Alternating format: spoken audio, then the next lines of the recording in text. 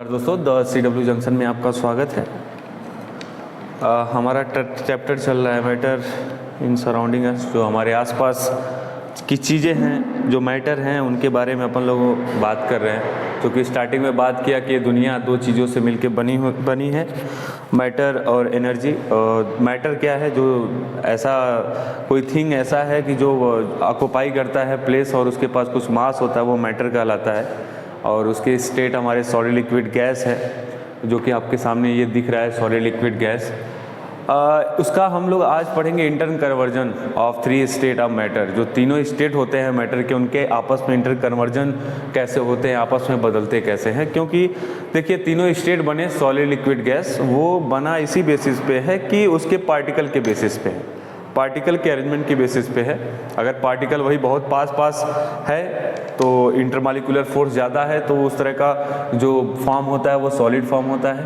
जैसे ही वही पार्टिकल जो है थोड़ा दूर हो गए तो क्या हो गया, वो लिक्विड फॉर्म हो गया। वही पार्टिकल बहुत दूर हो गए तो गैस फॉर्म हो गया। है तीनों मैटर, क्योंकि ये गैस भी क्या होगा, प्लेस ऑक्युपाई करता है।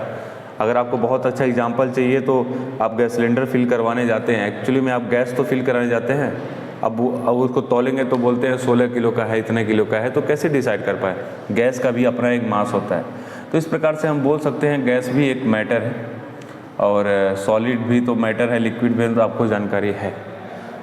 अन्य अभी आपको यहाँ पे इंटर कन्वर्जन पढ़ेंगे कैसे क्या होता है। फॉर एग्जाम्पल, अगर मैं सॉलिड को लिक्विड में कन्वर्ट करूं, सॉलिड को लिक्विड में कन्वर्ट करूं, मतलब कहने का तात्पर्य क्या है कि सॉलिड के जो सॉलिड जो होता है उसके पार्टिकल क्या होते हैं, बहुत पास होते हैं।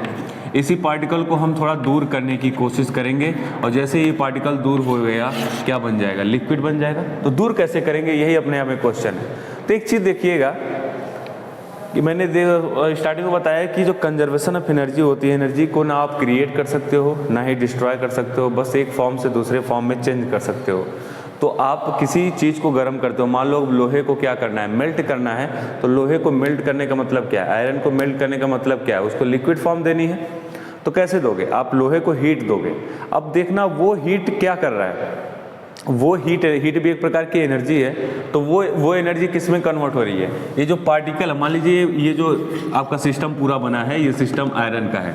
तो आयरन के पार्टिकल का अरेंजमेंट कुछ इस तरह से है। अगर मैं उसको थोड़ा सा ओपन कर लूँ तो देखिएगा, सॉलिड के भी जो पार्टिकल होते हैं अपने स्पेस पे वाइब्रेट करते रहते हैं, ये वाइब्रेट करते रहते हैं। अब नीचे से आप आग लगा रहे हैं तो उसको हीट एनर्जी मिल रही है, तो क्या होगी, वो यहाँ के पार्टिकल में जो वाइब्रेशन होगा ना, वो kinetic energy, heat energy transform हो जाएगी काइनेटिक एनर्जी में, और इनका मूवमेंट क्या होगा, थोड़ा सा फास्ट होने लगेगा। और इतना फास्ट होने लगेगा कि ये जो पार्टिकल हैं रीलोकेट हो जाएंगे, वापस से एक नया पोजीशन बनाएंगे। तो इस तरह से आपका अरेंजमेंट दिखेगा। तो दूर हो गए कि नहीं हो गए, और इस तरह से पार्टिकल के बीच दूरियां बढ़ी तो स्टेट चेंज होना चालू हो गया। तो इस प्रकार से आप सॉलिड से लिक्विड बनाओगे तो उसके लिए क्या करोगे, हीट दोगे तो पार्टिकल में काइनेटिक एनर्जी, उसकी गतिज ऊर्जा बढ़ेगी, क्योंकि हीट एनर्जी काइनेटिक एनर्जी में बदल रही है। और काइनेटिक ऊर्जा बढ़ेगी, इसकी काइनेटिक एनर्जी बढ़ेगी तो पार्टिकल के बीच स्पेस बढ़ेगा तो मैटर का स्टेट चेंज होगा।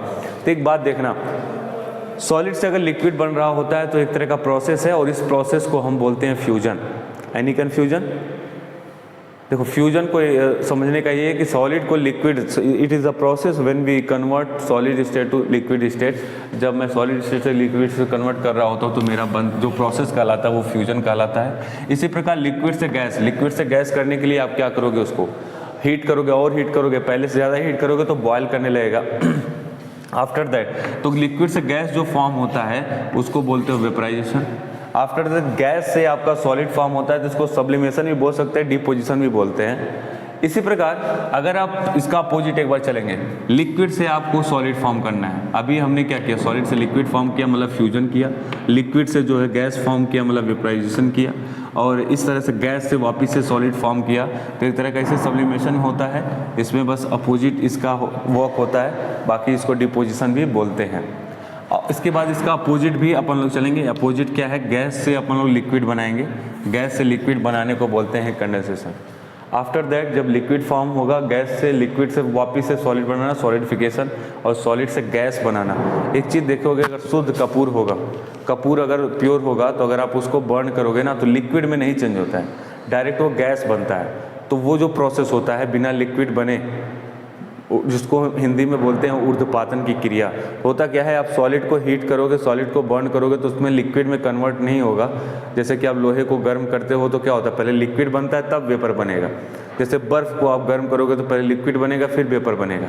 लेकिन कपूर, अगर प्योर कपूर है, अगर आप उसको गर्म करते हो तो क्या होता है, वो डायरेक्ट वेपर बनता है, लिक्विड नहीं बनता है। तो उस प्रोसेस को, जिस प्रोसेस में डायरेक्ट सॉलिड से क्या बने, गैस बने, उस प्रोसेस को बोलते हैं सब्लिमेशन प्रोसेस। ये इंपॉर्टेंट माना जाता है, बाकी सारे इंपॉर्टेंट हैं। इसमें आपको जो वेपराइजेशन टर्म है, इसमें दो तरह के वेपराइजेशन होते हैं। एक होता है आपका बॉइलिंग पॉइंट के थ्रू, एक होगा आपका वेपोरेशन। बॉइलिंग पॉइंट मतलब आप किसी, हर एक चीज़ को आप क्या करोगे, हर एक चीज़ का अपना एक औकात होता है। मान लीजिए मैं ही इंसान हूँ, कोई भी इंसान होता है, बोलते हैं कि एक डायलॉग है कि हर एक इंसान की अपनी एक कीमत होती है। वो अलग बात है, उसकी कीमत का पता होना चाहिए। तो ठीक है, तो ऐसे ही किसी भी चीज़ को अगर मैं मेल्ट कर रहा हूँ तो उसका मेल्ट होने का एक पॉइंट होगा। ऐसा नहीं कि हीट करती है वो चीज़ मेल्ट होने लगेगी, क्योंकि हीट करने से पहले जो एनर्जी जाती है, तो मान लीजिए ना, आप सिंपल है, पानी को गरमा रहे हैं, हीट तो तब भी दे रहे हैं जब वो बॉयल नहीं कर रहा है, हीट तो तब भी दे रहे हैं जब पानी पे कोई फ़र्क नहीं दिख रहा है, फिर भी वो हीट कहाँ जाता है, हीट कहाँ जाता है, वो उसका होता है लेटेंट हीट। लेटेंट हीट मतलब कि वो कोई भी पॉइंट हो, मेल्टिंग पॉइंट या फिर आपका बॉइलिंग पॉइंट, उससे उसको रीच करने से पहले जो एनर्जी बनती है, उसके अंदर जो एनर्जी कंज्यूम करता है वो अपने आप में, वही उसका लेटेंट हीट कहलाता है, उसका खुद का अपना। मान लीजिए कि हम ही किसी क्षेत्र के कुछ बन गए तो बहुत कम ही होता है, नहीं तो आजकल का नेचर के अनुसार तो पहले अपना भला सोचेंगे, आफ्टर दैट जब बचेगा तो फिर जनता का। तो ऐसे ही कुछ सीन होता है इसका भी। अगर मैं किसी चीज़ को गर्म करता हूँ तो पहले वो खुद में अपने आप में गर्म होगा, सारे पार्टिकल अपने आप में गर्म होंगे, तो उसका इफेक्ट पूरे सिस्टम पे नहीं दिखेगा। सिस्टम पे कब होगा, जब सारे पार्टिकल अपने आप में गर्म हो जाएंगे, तब जाके सिस्टम पे दिखने लगेगा।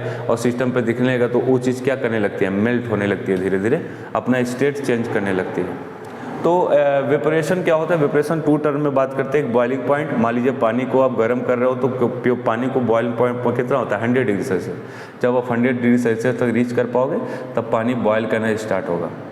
बट ऐसा नहीं है वेपोरेशन प्रोसेस। वेपोरेशन प्रोसेस क्या होता है, लिक्विड से गैस बनना, वेपर बनना, क्योंकि वेपर भी गैसियस स्टेट है। लेकिन ऐसा नहीं है कि हमेशा आप 100 डिग्री सेल्सियस हो गए। मान लो बादल बनने का जो प्रोसीजर होता है, जो समुद्र से पानी ऊपर उठता है due to presence of sunlight, ऐसा नहीं है ना सनलाइट जो धरती पड़ा 100 डिग्री सेल्सियस पड़ रहा है, नहीं ना। तो 100 डिग्री सेल्सियस जरूरी नहीं है। वेपराइजेशन आपका नॉर्मल टेम्परेचर पे हो जाता है, एक प्रेशर पे हो जाता है। वो जो प्रोसेस होता है बिलो, उसको बोलते हैं इवेपोरेशन। वो प्रोसेस होता है बिलो बॉइलिंग पॉइंट होता है। जैसे समुद्र से बादल बनता है तो बादल लिक्विड है, अभी सूर्य का जो हीट एनर्जी उस पर हीट एनर्जी पड़ता है वो उसके काइनेटिक एनर्जी को बढ़ा देता है और वेपर बन के जो है आसमान में चला जाता है। और आसमान में एक हाइट जाने के बाद जो है वो, जैसे आपको लगता होगा हाइट, अच्छा सूर्य भगवान के पास जा रहा है क्या, तो ऐसा नहीं है। हाइट जैसे से बढ़ेगा, पहाड़ों पे जाके घूम लेना, मौसम ठंडा होने लगता है। तो पहाड़ों पे जैसे मौसम ठंडा होने लगता है, जैसे हाइट पे जाओगे ना आपको जो है कोल्ड मिलने लगेगा। नीचे क्या था, हीट, अब वही चीज़ हीट मिला था, ऊपर उड़ा, बाद में वो कोल्ड मिल गया। मतलब ऊपर कैसे उड़ा, देखना, हीट एनर्जी मिली, उसकी पार्टिकल की काइनेटिक एनर्जी इनक्रीज हो गई तो उत्पाद मचाने लगा। होता नहीं है, अगर मेरे किसी के जेब में अचानक से बिना कमाए 1-2 लाख रुपए आ जाए तो उत्पाद मचाने लगता है। आफ्टर दैट जैसे ही वो ख़त्म होता है अपनी औकात में आ जाता है। इसी तरह जो हीट एनर्जी है वो सूर्य सनलाइट की एनर्जी पाई, भौकाल में वो अपना पार्टिकल ऊपर बन के बोलेगा भी स्टेट वाइज चेंज कर रहे हैं हम, और वो स्टेट अपना लिक्विड से जो है वेपर बना लेता है। अब वेपर बना के धीरे धीरे जब ऊपर जा रहा है मौसम और ठंडा हो रहा है, जैसे ठंडा हो रहा है उसकी जो औकात, जो गर्मी थी वो बेचारी शांत हो रही है। अब वो कोल्ड स्टेट में जैसे आया फिर लिक्विड बनने लगा, और लिक्विड बनने लगा वही बादल क्या होता है, एक बरसात करता है। तो ये जो प्रोसेस होता है, लिक्विड से जो गैस बनता है इसी को बोलते हैं इवेपोरेशन, और वापिस गैस से जो वेपर बना था वापिस लिक्विड बनने को हम बोलते हैं कंडेंसेशन। इन दोनों प्रोसेस के थ्रू ही जो है आपका बरसात का मौसम होता है, और आप इस तरह से चीज़ों को समझ सकते हैं।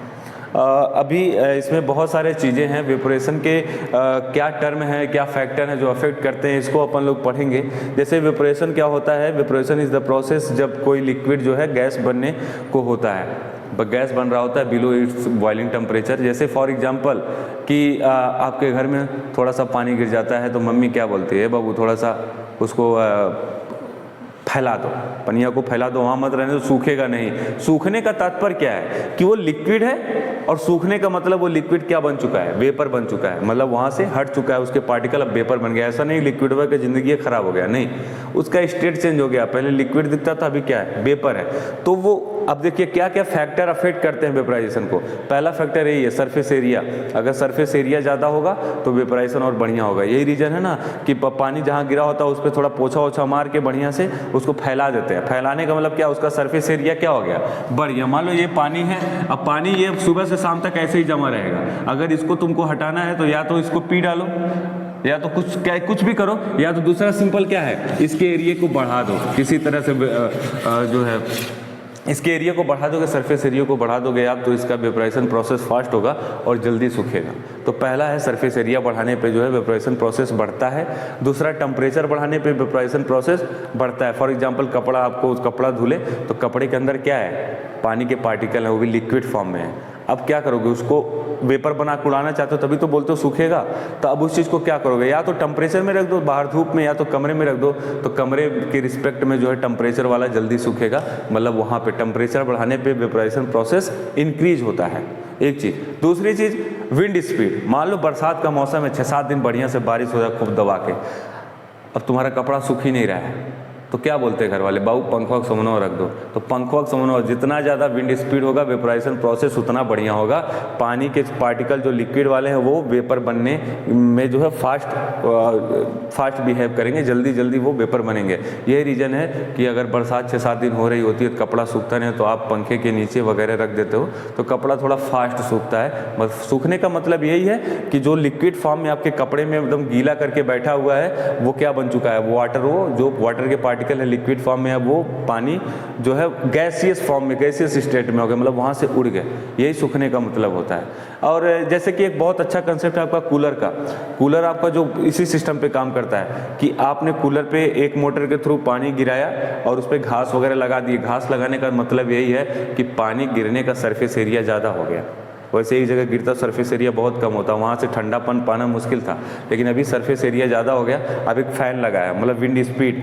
अब विंड स्पीड इतनी अच्छी होती है कि जो पानी गिर रहा होता है साइड साइड में, उसके पार्टिकल को वेपर बनाना आसान हो जाता है, और वही वेपर बना के तुम्हारे चेहरे पर मारता है और बोलते हो वाह मज़ा आ गया। मतलब क्या है, ठंडा मौसम आपको फील कराता है। तो ये सारा जो कंसेप्ट है वो वेपराइजेशन के थ्रू है। वेपराइजेशन के थ्रू एक होता है ह्यूमिडिटी। ह्यूमिडिटी क्या होती है कि नेचर में अवेलेबल जो पानी की मात्रा है, अगर वो ज़्यादा है, मतलब बरसात के मौसम में ऐसा होता है ह्यूमिडिटी ऐसा लगता है कि पसीना भी नहीं हो रहा है और गर्मी भी खूब हो रही है, धूप भी नहीं निकला है, तो उस कंडीशन में ह्यूमिडिटी ज़्यादा होती है। ह्यूमिडिटी मतलब ज़्यादा number of particle of H2O nature में ऑलरेडी अवेलेबल है। अब सोचो जिस चीज़ को सुखाना है, मतलब पार्टिकल को, H2O के पार्टिकल को निकालना है, वो चीज़ ऑलरेडी दुनिया में अवेलेबल है, तो निकालना आसान होगा क्या? तो मतलब ह्यूमिडिटी डिक्रीज करोगे, ह्यूमिडिटी घटाओगे, तब जाके तुम्हारा जो है वेपराइजेशन प्रोसेस ठीक होगा।